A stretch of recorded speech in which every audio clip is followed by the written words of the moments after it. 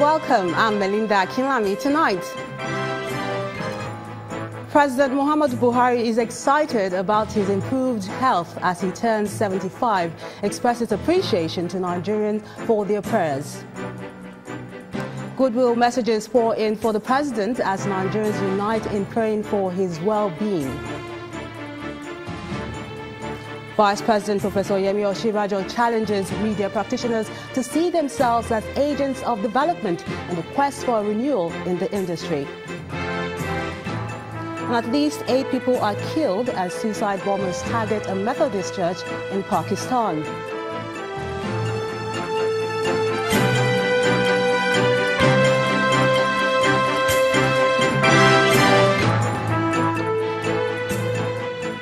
Nigeria's President Muhammadu Buhari is a very happy man as he turns 75 today, and his happiness comes from his improved health status.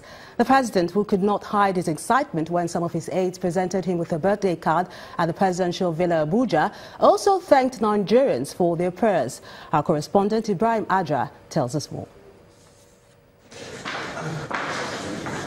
For President Muhammadu Buhari, it's just another Sunday morning as he strolls to have breakfast. He has no inkling as to what awaits him.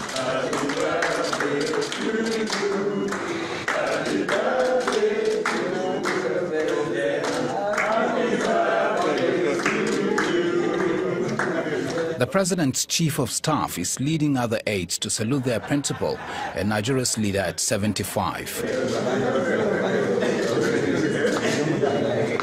There is also a card from Governor Ibikunle Amosun and the country's service chiefs. I wish him long life. I wish him all the grace to lead our country in the path of development and progress. President Buhari could not hide his surprise and joy. It's a wonderful experience, and I'm very pleased my staff and the family and my friends succeeded in surprising me today by bringing cards and coming to have photographs with me. I was not expecting it at all. He also recalls with gratitude the fervent prayers of Nigerians for his recovery. Across the country, people were praying for whatever, whether Muslims or Christians or whatever they are, across the country. I was overwhelmed by the kindness of Nigerians throughout, that they were really bothered about my health. In spite of a ripe age of 75 and a remarkable recovery from an undisclosed ailment, the president chose a low-key celebration. Why? The president didn't want anything ceremonial. He wanted a quite, birthday. Particularly today being Sunday, I think out of respect also for other citizens. So therefore, he didn't want to really upset, plans for everybody. That's why he ruled out the usual military parades and all of those ceremonies. President Buhari has received birthday wishes from the Senate President and the former President Goodluck Jonathan, amongst others. He may have to make some more room to accommodate more birthday cards today and in days to come. From the presidential villa, Abuja, Ibrahim Adra, Channels Television News. Unexpectedly, goodwill messages have been pouring in for the president. Leading the pack is his vice, Professor Yemi Osinbajo, who took to his Twitter page to felicitate with his boss. In his words, and I quote, "To a dependable leader, your commitment to Nigeria continues to serve as an example to me and our nation. Happy birthday, boss. Happy birthday, President Muhammadu Buhari." Other notable Nigerians that sent their goodwill messages include the Senate President, Dr. Bukola Saraki, Speaker of the House of Representatives, Honorable Yakubu Dogara, and the governors of Osun, Ekiti, Imo, and Nasarawa State, who all praised the virtues of the president as he clocks 75.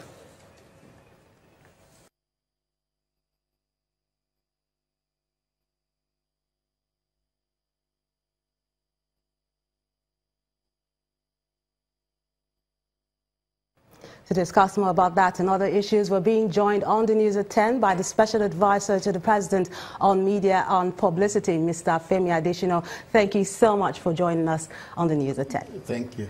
I'll begin by saying happy birthday to the President, your boss. Yes, yes. We've been quite delighted and quite happy. I'm sure there's so much excitement, much excitement as I can see. Now, from the article you wrote, captioned, "Why God Kept Buhari Alive," I read it and I noticed there was so much outpour of emotion in that speech.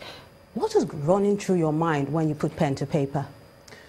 Well, when it comes to Muhammadu Buhari, I'd always been emotional, right from when he was a military leader, because I saw something in him.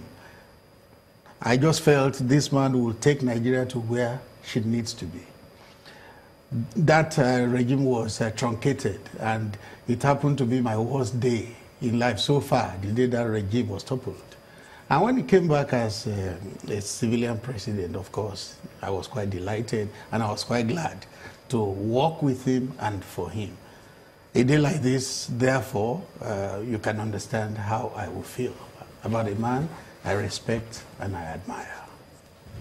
Okay, now you have and still speak about the president, but how would you describe him in terms of personality and performance when we look at the last 2 years? Personality, you need to get to know the president.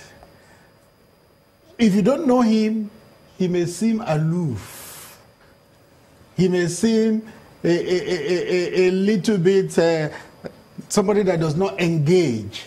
But when you get to know him, oh, you will get to love him. Good sense of humor, sharp wit, everything you will get to admire. But it takes knowing him. If you don't know him, or if he's just meeting you, he may not warm up to you exactly. Okay. But when he gets to know you and you get to know him, he will just be at ease with you. That's the personality. Then the performance, of course, yes, about 2.5 years in a 4-year mandate. I would say the president has done admirably well. He came in very difficult circumstances. But despite those difficult circumstances, I think the administration has done quite well. Now, there were rumors about severe illness. It rented the air, I remember, when he was on medical vacation in London. How did it affect the morale, not just of you, the rest of his staff at the presidency? Yes, everybody was concerned. And it was not just rumors, because the president himself came and said he had never been that ill in his life. So it was like a life-threatening situation. So everybody was concerned. But like you heard him say, people were praying. Yes. And when you pray and believe in the prayers you have made, it's comforting to you, it's encouraging to you. So we believed that God will answer those prayers. And he did. He definitely did. Now, the president seems to have come back with renewed vigor. Can you tell us something we don't know already? In fact, it amazes me. For instance, on Thursday, we came back from Paris. I thought Friday was going to be easy and he would not have things doing. He took 2 major assignments on Friday. And then on Saturday, he hosted ECOWAS leaders all through the day. I was asking myself, where does he get the energy? But then, that's what God can do. And he's marking his birthday today, and he's going to leave again. Yes, tomorrow to Niger, yes. Yes. Okay, now, in a matter of days, we'll be saying goodbye to 2017 and ushering in the new year, 2018. What can Nigerians expect for the president? What Nigerians should expect is that the work that is in progress will continue. Like I've always said, it's a 4-year mandate. It's not over till it's over. And this president, if you know him, he will work till the last day of the mandate. Some people say, oh, 2018 will be a year of politics and there will be less governance. That's what I was about to say, because you said just a year to the elections, 2019 around the corner. Are you sure? Not with this president. Okay. Not with this president. Whatever his decision is, whether he is running or not running, it will not affect governance. It will not. You just took the words out of my mouth. Is he running? Should we expect the president to seek re-election in 2019? You know, there's a lot of pressure on him to run, but he will ultimately decide. And when he decides, he will let Nigerians know whether he's running or not. Okay, thank you so much. We've been speaking with the Special Advisor to the President on Media and Publicity, Mr. Femi Adesina. Thank you so much for speaking with us on the News at 10. Media practitioners in Nigeria have been challenged to see themselves as influencers in the society by focusing on issues of development. This is the thought of discussants at a forum held in Lagos. The Vice President, Professor Yemi Osinbajo, who was the keynote speaker, says financing, partisanship and compromise still pose a problem to the media renewal in Nigeria. The event was organized to celebrate one of Nigeria's finest journalists, Kadira Ahmed, as she turns 50. Emotional conviction. Eminent journalists and media executives gathered to celebrate one of their own, Kadira Ahmed, who turns the golden age of 50. Also here are friends and family members of the celebrant, including her mother and sister, the wife of the governor of Kaduna State. The Vice President of the Federal Republic of Nigeria, Professor... The Vice President, Professor Yemi Osinbajo, graces the occasion as the special guest. Beyond celebrating Ahmed's excellence in journalism, the gathering serves as a platform to discuss developments in the media industry. The Chairman and Chief Executive Officer of Channels Media Group, Mr. John Momo, sets the tone for the conversation on media renewal in Nigeria. Whether you're in the print, journalism business, or broadcast journalism business, the future of the media is a world that will be dominated by three hugely disruptive forces: predictive, content, virtual reality, and the eradication of language barriers. It's a new world of media, and it is ready for us. And if we use it properly, it should inspire and influence, not just entertain and inform. The Vice President offers his thoughts on the theme. While agreeing that Nigeria's media is one of the most vibrant in the world, he argues that inadequate finance and context continue to hamper its effectiveness. And it's become almost acceptable for media houses in Nigeria to treat the salaries of their journalists as optional items in the grand scheme of staff welfare.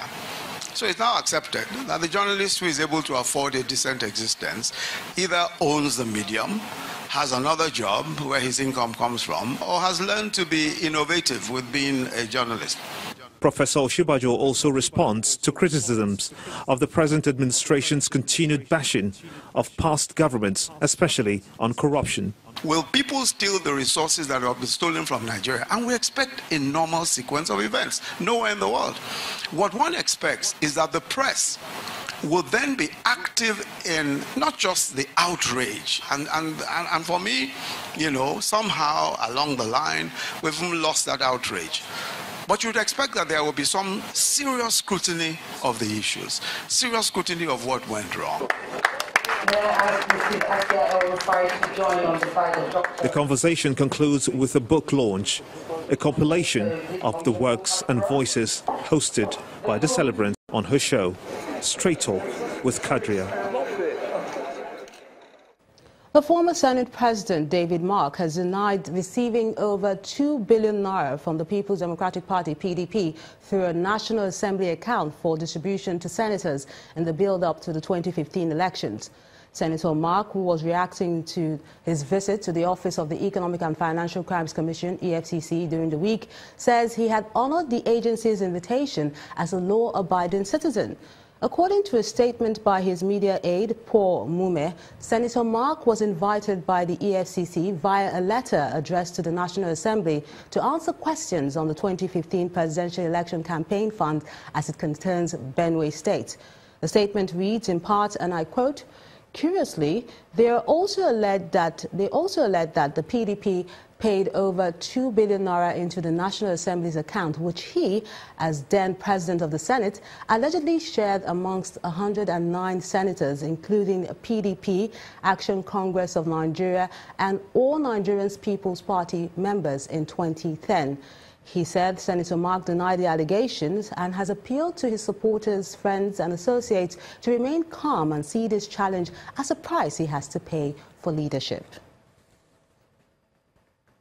In part 2, after the break, 4 persons are confirmed dead following an attack on a World Food Programme truck in Ngala, Borno State. Please stay with us.